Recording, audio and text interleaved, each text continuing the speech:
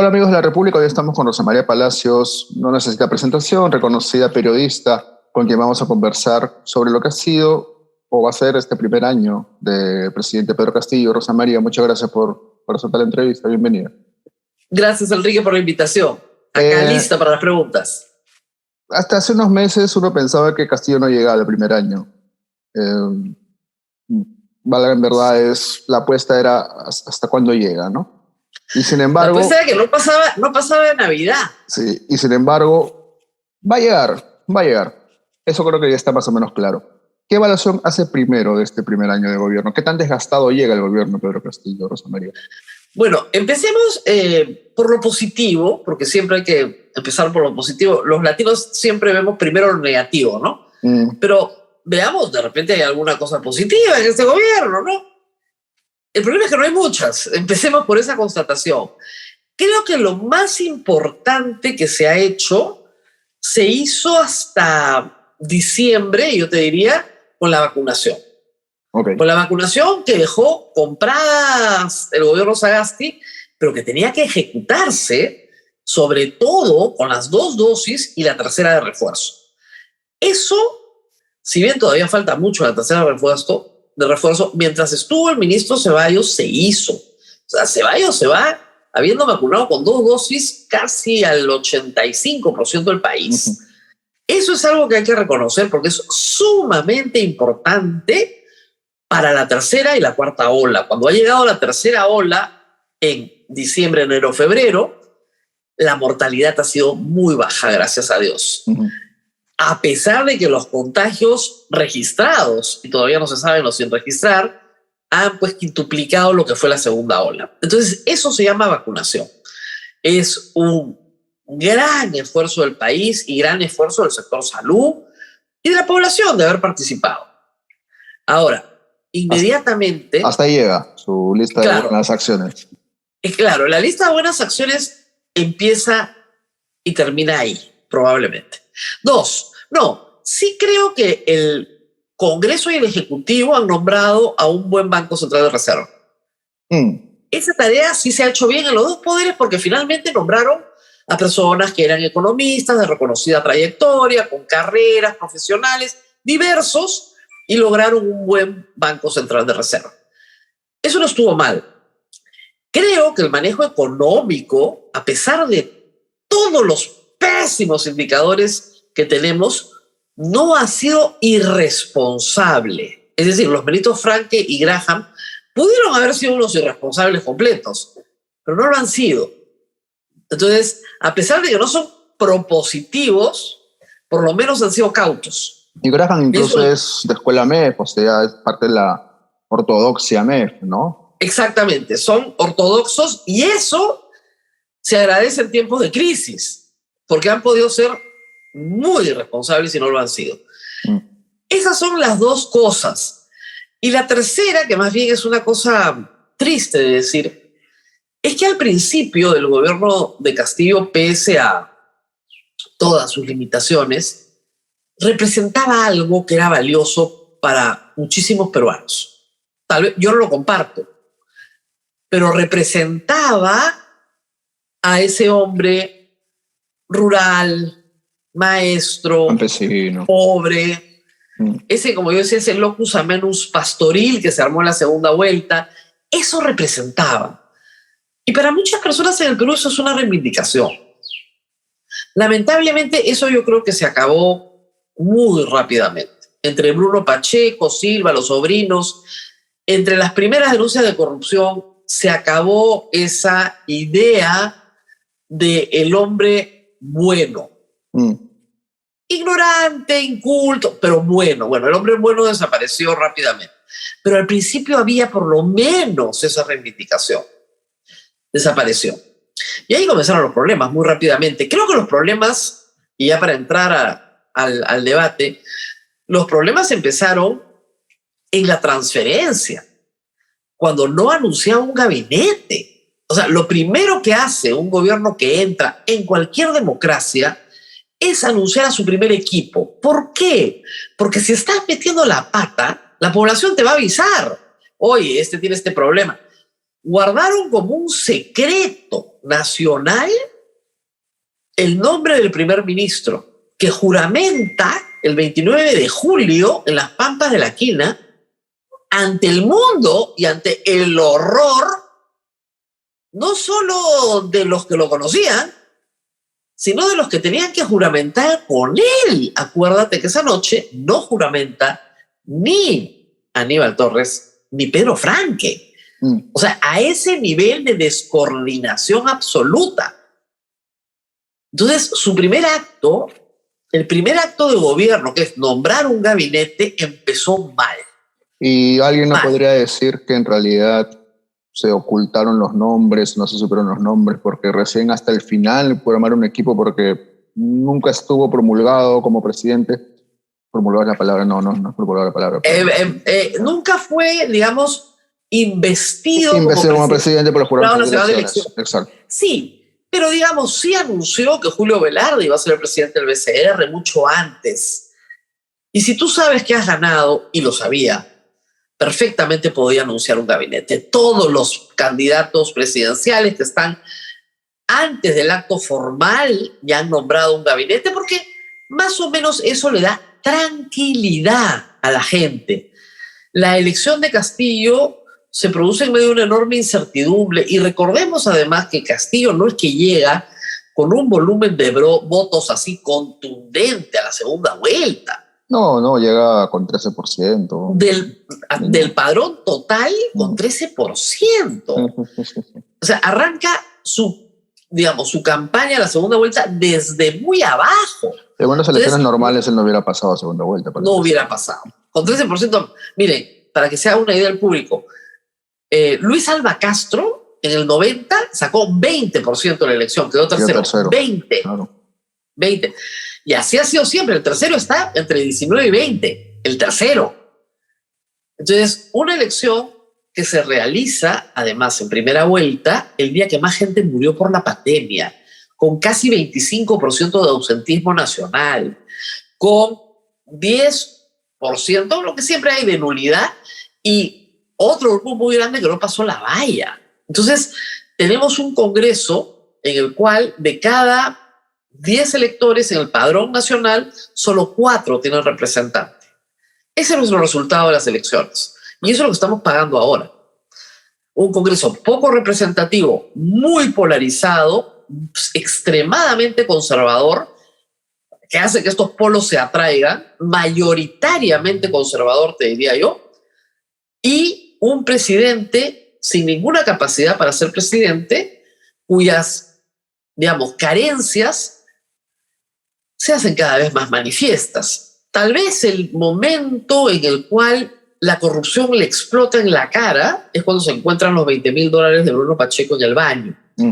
Pero el momento en que el Perú se encuentra con la incompetencia oral del presidente es en las entrevistas que da en enero.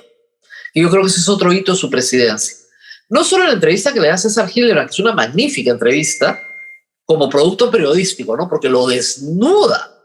La que le da Rincón.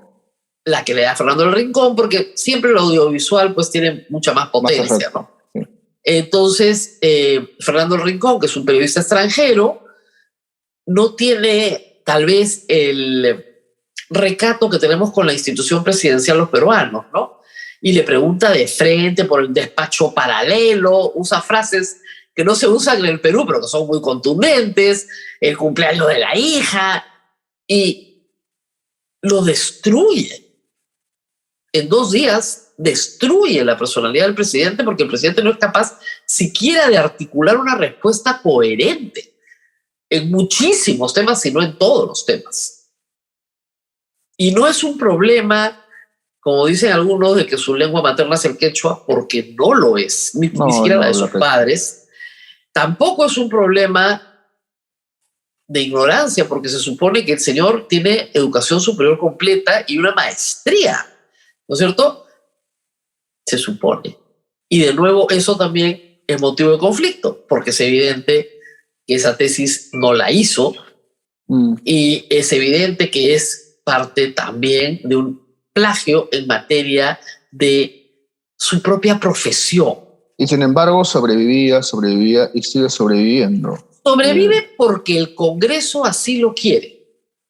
¿Usted suscribe entonces que en realidad ambos se necesitan? Absolutamente. El día en que vaquen al presidente de la República, Villar Boluarte se tiene que ir porque tiene las mismas carencias que el presidente de la República, al punto que ha preferido su club departamental a la vicepresidencia de la República. O sea, tramitar la licencia del funcionamiento del club departamental es para ella más valioso y más importante que ser vicepresidenta, sabiendo que está prohibido de hacerlo. Entonces, no tiene ninguna viabilidad como presidenta del Perú. Pero ella no debería salir en ese caso, disculpe la interrupción, por su cargo de ministra y no por el cargo de vicepresidenta. Es una posibilidad, pero como lo inhabilitas, que puede ser una sanción absolutamente excesiva y desproporcionada, estamos de acuerdo, el Congreso está usando la inhabilitación para destruir al enemigo político. Entiendo que es para destruir a su rival. Pero igual que con el alcalde de Lima, a mí me parece que la sanción es desproporcionada. Pero ella se ha puesto en esa situación. Un político no se pone en una situación de debilidad. Un político sabe jugar con las reglas para no caer en una situación en la cual te pueden inhabilitar, que la inhabiliten por un año. Por un año. Chao. No puedes hacer la presidencia y hay otro proceso electoral, hechos cumplidos y se fue. Ahora, me decía entonces, Congreso y Ejecutivo se necesitan. Sí. Ahora. Se quieren quedar. Todos se quieren quedar. Nos quedamos todos. Por eso, a eso iba. Entonces, esta hipótesis de las posibles elecciones adelantadas en realidad no terminó nunca a cuajar, ¿no? ¿Usted qué piensa? No, todavía no lo sabemos porque los seres humanos no podemos transar, ¿no? Entonces dices, bueno, no me quedo 5 años, me quedo 2. Pero no me voy a quedar 6 meses, pues tampoco, no te pases. Ya, por lo menos 2, porque si el Congreso acepta un adelanto de elecciones, tendríamos un nuevo gobierno el 28 de julio del año 2023, con lo cual se quedaron 2 años. O tal vez 3. ¿Te das cuenta? O sea, sí. Puedes trabajar con los plazos, pero el hecho que estén discutiendo la bicameralidad, que básicamente es para reelegirse, porque digamos, al fujimorismo la bicameralidad no le ha gustado nunca. No, le interesa básicamente le interesa la opción del Senado para poder insertarse en él, obviamente, ¿no? Así es. O sea, que la estén promoviendo ahora es para reelecciones, nada más. Ahora, yo estoy a favor del Senado, yo estoy a favor de la bicameralidad. Pero y de la reelección yo también estoy de acuerdo, claro. Claro, pero las motivaciones son diferentes. Exacto. Pero en fin, podemos todos conseguir lo que todos queremos, aunque las motivaciones sean diferentes. Pero ese hecho, el hecho de que Keiko Fujimori le diga a su bancada, mejor hacemos un sacrificio, el hecho de que, digamos, al presidente le cueste cada día más conseguir ministros, que no pueda cambiar a Aníbal Torres, porque nadie quiere ser primer ministro de él. Hay muchas cosas que están ocurriendo a la vez, ¿no es cierto? El hecho de que la Comisión de Fiscalización ha aprobado un informe que dice que el presidente es un ladrón. Básicamente. Y lo van a tener que votar en el Pleno y lo van a aprobar. Entonces, ¿cómo el Congreso le explica al país que ellos están mayoritariamente, de acuerdo? Claro. Mayoritariamente de acuerdo en que es un ladrón y que tiene que seguir siendo presidente? Es insostenible. O sea, yo no puedo votar legítimamente si el señor es un corrupto.